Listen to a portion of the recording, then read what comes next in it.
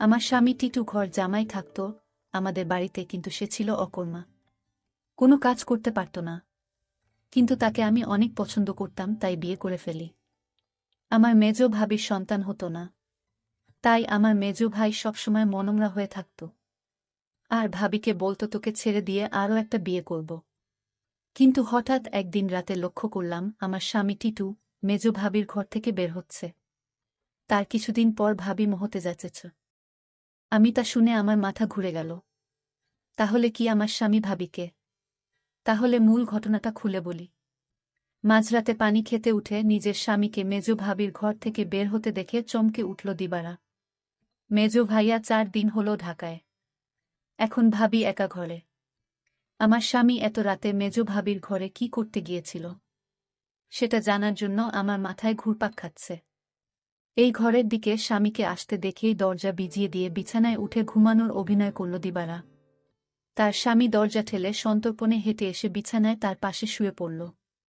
দিবারা এই বাড়ির মেয়ে, তার স্বামী ঘরজামাই। দিবারা জানে কোনো রকম অপরাধ করলে তাকে সহ তার স্বামীকে এই বাড়ি থেকে বের করে দিবে ভাইয়েরা। তাই এই ব্যাপারে আর কোনো কথা বলে না দিবারা। পরের দিন সারাদিন মুখ কালো করে রাখলেও তার স্বামী টিটুকে এই বিষয়ে কিছুই জিজ্ঞেস করে না সে। তারপরের রাতে দিবারা আর কিছুতেই ঘুমাতে পারে না। তার বিশ্বাস তার মেজভাই যতদিন শহরে আছে প্রতি রাতেই বোধহয় তার স্বামী মেজ ভাবির ঘরে গেছে। কিন্তু ঘরে গিয়ে কি করল এটা তো আমি দেখি নাই। শুধু দেখতাম মেজ ভাবির ঘরে যেত। কেন যেত দিবারার মনে সন্দেহর সৃষ্টি হল। তার বিশ্বাসকে সত্যি প্রমাণিত করতেই যেন ধীরে ধীরে টিটু দিবারার পাশ থেকে গড়িয়ে মেঝেতে নামল। এরপর পা টিপে টিপে ঘরের দরজা খুলে বাইরে চলে গেল। রাত এখন কয়টা হবে? 1টা, 2টা। টিটু কোনো কাজ না জোগাড় করতে পারায় ভাইদের উপর নির্ভর করেই বেঁচে আছে তারা দুজন। দিবারা টিটুর এই অর্থ উপার্জনের অক্ষমতাটাই পুষিয়ে দেয়, সারাদিন গাধার মতো বাড়ির কাজ করে। সারাদিন কাজ করায় শরীর এতই ক্লান্ত হয় যে সারারাত মরার মতো ঘুমায় দিবারা। কয়বার টিটু তাপ্পড় দিয়েও দিবারার ঘুম ভাঙাতে পারেনি। তাই রাতে যে দিবারা জেগে থাকতে পারে এমন কোনো ভয় তার ছিল না বলা যায়। আর এই সুযোগে মেজ ভাবির ঘরে যেত। কিন্তু কেন যেত তা আমি কিছুই জানতাম না। পরদিন রাতে দিবারা ঘুমায়নি। সে রাতে জেগেছিল তার স্বামী কি করে তা জানতে। তখনই দেখল দিবারার স্বামী বিছানা থেকে ধীরে ধীরে উঠে গেল। ঘর থেকে বের হয়ে মেজ ভাবির ঘরে গেল। কিছুক্ষণ পর মেজ ভাবির ঘর থেকে চিৎকার শোনা যাচ্ছে। মনে হচ্ছে ভাবির এক অন্যরকম চিৎকার। আমি ভাবতে থাকলাম কি হতে যাচ্ছে এখানে। আমি কিছুটা আন্দাজ করতে পারলাম না আসলে ওই ঘরে কি হচ্ছে। টিটু চলে যেতেই বালিশে মুখ গুজে ফুপিয়ে কেঁদে উঠল দিবারা। সে তার স্বামীকে কত ভালোবাসে। সে কিনা করে সারাদিন তার জন্য, আর সে কিনা তার সাথে বিশ্বাসঘাতকতা করতে পারে। দিবারা ভাবল ওই ভাবির ঘরে কেন আমার স্বামী টিটু যায়, এটা আমার যে করে হোক জানতে হবে। পরের 2 রাত অনেক চেষ্টা করেও জেগে থাকতে পারল না দিবারা। সারাদিনের কাজের ধকলে এতই ক্লান্ত থাকত যে মাঝরাত পর্যন্ত বিছানায় শুয়ে জেগে থাকা তার পক্ষে অসম্ভব ছিল। তারপরে যখন মেজভাই চলে এলো তখন থেকে দিবারা কিছুটা নিশ্চিন্ত হল। তারও কয়েকদিন পর এক রাতে গভীর ঘুমে ঘুমিয়ে রয়েছে দিবারা। অনেক ধাক্কাধাক্কি করে তাকে উঠালো তার স্বামী টিটু। ঘুম জড়ানো ক্লান্ত কণ্ঠে দিবারা বলল, কি হয়েছে? এত রাইতে ডাকেন কেন? লাইটটা একটু জ্বালাও তো। সারাদিন কাম কইরা কুল পাই না। উনি আছেন তার চিন্তায়। এখন ঘুমান। এই বাড়ির সবচেয়ে অবস্থাপন্ন বলা যায় মেজু ভাই শহীদকে। তার স্ত্রীও অবস্থাসম্পন্ন ঘরের মেয়ে। শহীদ মিয়ার বড় চালের আড়তের ব্যবসা। গ্রামের দিকে হলেও শহীদের ঘরটা দেখার মতো। ইট সিমেন্টের দেয়াল আর টিনের দোচালা। তার ডান পাশে 2টো ইটের তৈরি ছাপড়া ঘরে থাকে ছোট ভাই বাদল আর বড় ভাই জলিল। তাদের 2টো ঘরের মুখোমুখি উঠান পেরিয়ে একটা টিন আর বাঁশের তৈরি ঘর। এখানেই দিবারা আর টিটুর সংসার। দিবারা খুব চিকন আর কালো হওয়াতে বাবা মায়ের মৃত্যুর পর 3 ভাই অনেক খুঁজেও কোনো পাত্র পায় না। শেষমেশ এক ভব ঘুরে ভাদাইমা গোছের এই টিটুকে ঘর জামাই হিসেবে আনে। ভেবেছিল টুকটাক কিছু কাজে তাকে লাগাবে। কিন্তু সে পুরোই অকর্মা। সেই দিনের প্রায় 1 মাস পর বাড়িতে বিরাট উৎসবের মতো আয়োজন হল। দিবারার ছোট ভাইয়ের 2টা আর বড় ভাইয়ের 3টা সন্তান হলেও মেজ ভাই বিয়ের 4 বছর পরেও সন্তানের মুখ দেখতে পারেননি। মেজ ভাই আরেকটা বিয়ে করবেন কিনা এটা নিয়ে চিন্তা ভাবনা করছিলেন। যে স্ত্রী তাকে সন্তানের মুখ দেখাতে পারবে, মেজ বউকে তাহলে এই বাড়ি ছেড়ে চলে যেতে হতো। ঠিক এই সময়েই আনন্দ সংবাদটা পেল সবাই। মেজ বৌমা হতে চলেছে। মেজ ভাইয়া আর ভাবির আনন্দ দেখে কে। এই উপলক্ষেই এই উৎসব আয়োজন। দিবারা যখন আনন্দের সাথে টিটুকে এই খবরটা দিল তখন সে সামান্য একটু মুচকি হেসে বলল, ভালোই তো। শুনছিলাম কোনো ফকিরের কাছ থেকে পানি পড়া নিচ্ছে। ফকিরটা কামেল। সেও কি যাবে নাকি সেই ফকিরের কাছে? কোথায় থাকে সে? যেখানেই থাকুক, তুমি যাবে কি না সেটা বলো। দিবারা বলল, আমার দরকার নাই।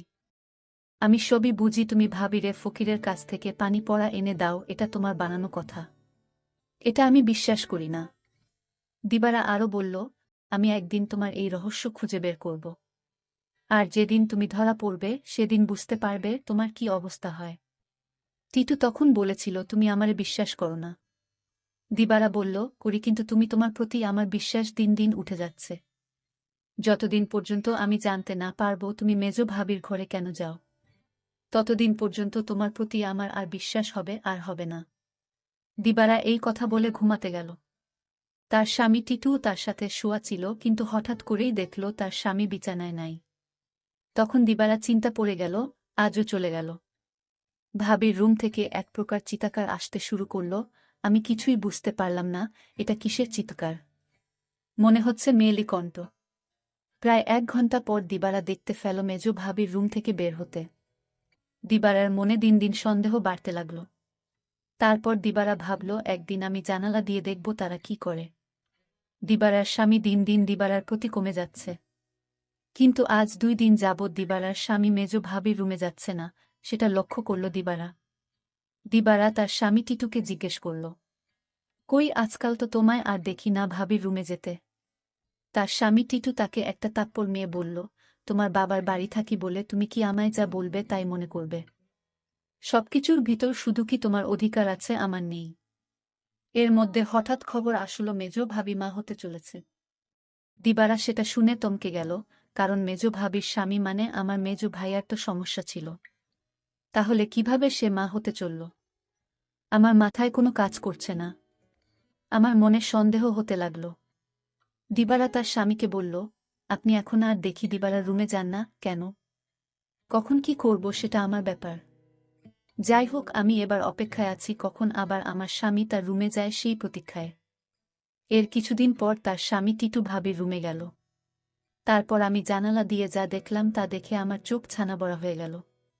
দিবারা এই দৃশ্য দেখে সে বিছানায় শুয়ে কান্না করতে লাগল। ঠিক তখনই আমার স্বামী টিটু আমার রুমে এসে পড়ল আর আমায় বলতে লাগল, আরে শাহানা, লাইট জ্বালাও না, দেখ কি দেই। বিরক্ত হয়েই বিছানা থেকে নেমে লাইট জ্বালালো দিবারা। তারপর চকিতে এসে বসল। টিটু তার সবগুলো দাঁত বের করে হেসে পাঞ্জাবির পকেট থেকে এক জোড়া চুড়ি বের করল। আরেকটু কাছে আসো, পরায়া দেই। চুড়িগুলো দেখে চিনল দিবারা এগুলো স্বর্ণের। আর এর মালিক যে মেজ ভাবি ছাড়া কেউ না, তাও সে ভালো করে জানে। সে ভয়ে ভয়ে ফিসফিস করে বলল, এগুলা তো মেজ ভাবির। তুমি পাইলা কই? আরে ভয় পাইও না, চুরি করি নাই। মেজ ভাবি আমারে দিচ্ছে। বলো কি? সে কেন দেবে? তোমারে একটা কথা কই। কই কই কইরাও এতদিন কইতে পারি নাই শর্মে। ভাবছিলাম তুমি আমারে ভুল বুঝবা, কিন্তু তোমারে আমি কি কিছু গোপন করি বলো। ভুল বুঝো না বউ। মেজ ভাই এইবার ঢাকায় যাওয়ার পর কয়রাত আমি মেজ ভাবির ঘরে গেছিলাম। টিটু আবার বলল, মেজ ভাই ঢাকা যাওয়ার পরে মেজ ভাবির কয় রাত খুব জ্বর হয়েছিল, কিন্তু তার যত্ন করার মতো কেউ ছিল না। তাই ভাবি কইল, দেখ টিটু, তোরে আমি ভাইয়ের মতোই দেখি। আমার সারাদিন ভালো লাগে, খালি একটু দুর্বলতা থাকে, কিন্তু রাত হইলেই জ্বর বাড়ে। তুই কি রাইতে আইসা আমার মাথায় একটু পানি ঢালতে পারবি? দিবারা অবাক হয়ে বলল, আমারে কইতে পারত। ছোট ভাবি, বড় ভাবি আছে, তোমারে কইল কেন? আমারে সারা দিনে জ্বরের কথা একবারও কইল না।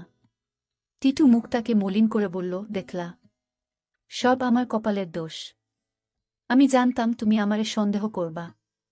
আমি কি আর মাইনষে বিশ্বাস পাওয়ার যোগ্য? দিবারা এবার কাঁদো কাঁদো হয়ে বলল, না গো, আমি ওইটা বলি নাই। আমি তোমারে বিশ্বাস করুম না তো কারে করুম কও? তুমি ছাড়া আমার আর কেরা আছে? তুমি আমারে ঠকাইবা ফিরিসতা আইসা কইলেও বিশ্বাস করুম না। এই না হইলে আমার বউ। শুনো, ভাবিরে কইলাম দিবারারে পাঠায় দিবনে। ভাবি কইল, আহা, বেচারি সংসারটার লাইগা কাজ কইরা সারাদিন মরতাছে, তারে আবার রাইতে ত্যাক্ত করা কেন? দিবারা জানে যে আমি তোমারে ভাই মানি। তুমিই আইসো। দিবারা কিছুই মনে করবে না জানলেও। ওর মন এত নষ্ট না। তবুও আমি তোমারে কিছু কই নাই ডরে।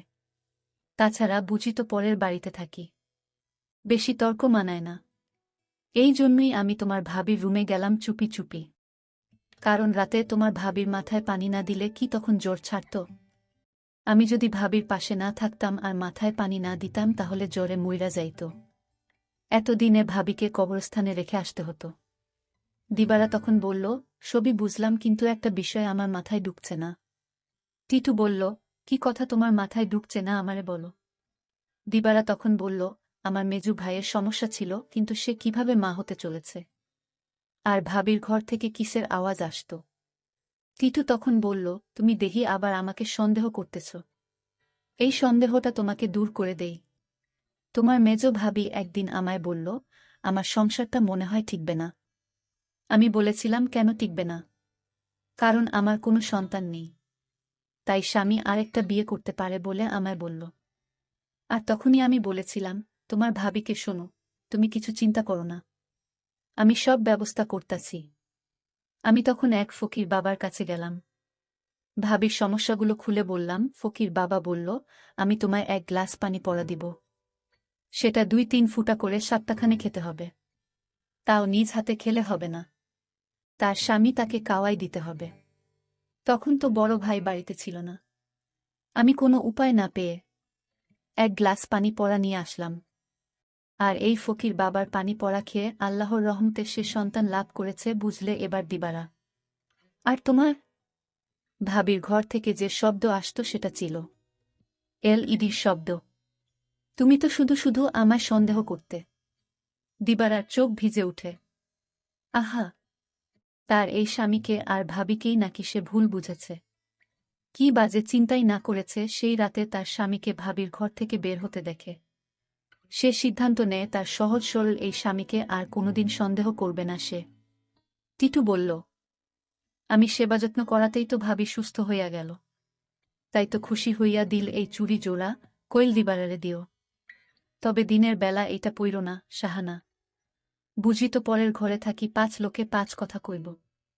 দিবারা তখন কেঁদে কেঁদে বলল, আমি তোমাকে অনেক কষ্ট দিয়েছি, তোমাকে অযথা সন্দেহ করেছি, আসলে তুমি নিষ্পাপ। দিবারা বলল, তুমি মেজো ভাবির ঘরে গিয়ে মেজো ভাবিকে মায়ের মতো যত্ন করে সুস্থ করে তুলেছে, এরকম স্বামী এখনকার যুগে পাওয়া বড় কঠিন। দিবারা বলল, আমায় ক্ষমা করে দিও তুমি। তুমি ক্ষমা না করলে আল্লাহ আমাকে ক্ষমা করবে না। টিটু তখন হেসে বলল, আমি তোমাকে ক্ষমা করে দিয়েছি।